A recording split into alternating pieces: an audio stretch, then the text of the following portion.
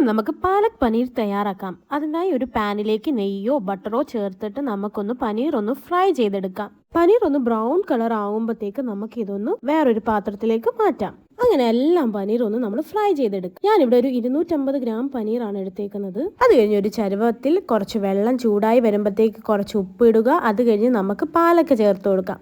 വെള്ളം ഒന്ന് നല്ല രീതിയിൽ ഒന്ന് തിളച്ച് വരുമ്പോഴത്തേക്ക് നമുക്കൊന്ന് സ്റ്റൗ ഒന്ന് ഓഫ് ആക്കാം. അത് കഴിഞ്ഞ് നമുക്കൊന്ന് തണുത്ത വെള്ളത്തിൽ ഈ പാലക്കൊന്ന് നല്ല രീതിയിൽ ഒന്ന് കഴുകിയെടുക്കാം. എന്നിട്ട് കഴുകി വെച്ച പാലക്ക് നമ്മൾ ഒരു മിക്സി ജാറിലേക്ക് മാറ്റാം.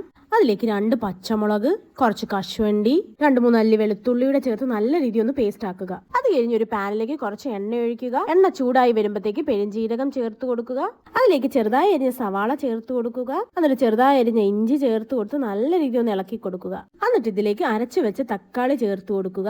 എന്നിട്ട് ഇതിലേക്ക് മസാലകളെല്ലാം ചേർക്കുക. ഇതിലേക്ക് 1 ടീസ്പൂൺ മഞ്ഞൾപ്പൊടി, 1 ടേബിൾ സ്പൂൺ മല്ലിപ്പൊടി, 1 table spoon garam masala, 1 table spoon മുളക് പൊടി, 1/4 ടീസ്പൂൺ കുരുമുളക് പൊടിയുടെ ചേർത്ത് നല്ല രീതിയിൽ ഒന്ന് മിക്സ് ചെയ്ത് കൊടുക്കുക. എന്നിട്ട് ഇതിലേക്ക് നമ്മൾ അരച്ചു വെച്ച പാലക്ക് കൂടി ചേർത്ത് കൊടുക്കുക. എന്നിട്ട് നല്ല രീതിയിൽ ഒന്ന് മിക്സ് ചെയ്ത് കൊടുക്കുക. എന്നിട്ട് ഇതിലേക്ക് കുറച്ച് വെള്ളം കൂടി ചേർത്ത് നല്ല രീതിയിൽ ഒന്ന് മിക്സ് ചെയ്ത് കൊടുക്കുക. ഉപ്പ് നോക്കിയിട്ട് കുറച്ച് ഉപ്പ് കൂടി ചേർത്ത് കൊടുക്കുക. എന്നിട്ട് ഇതിലേക്ക് വറുത്ത് വെച്ച പനീർ കൂടി ചേർത്ത് നല്ല രീതിയിൽ ഒന്ന് ഇളക്കി കൊടുക്കുക. എന്നിട്ട് നല്ല രീതിയിൽ ഒന്ന് കുറുകി വരുമ്പോഴത്തേക്ക് നമുക്ക് സ്റ്റൗ ഓഫ് ആക്കാം. അങ്ങനെ നല്ല ടേസ്റ്റി ആയിട്ടുള്ള പാലക് പനീർ റെഡി ആയിരിക്കുന്നു. ഇത് ചപ്പാത്തിയുടെ പൊറോട്ടയുടെ കൂടെ നല്ലൊരു കോമ്പിനേഷൻ ആണ്.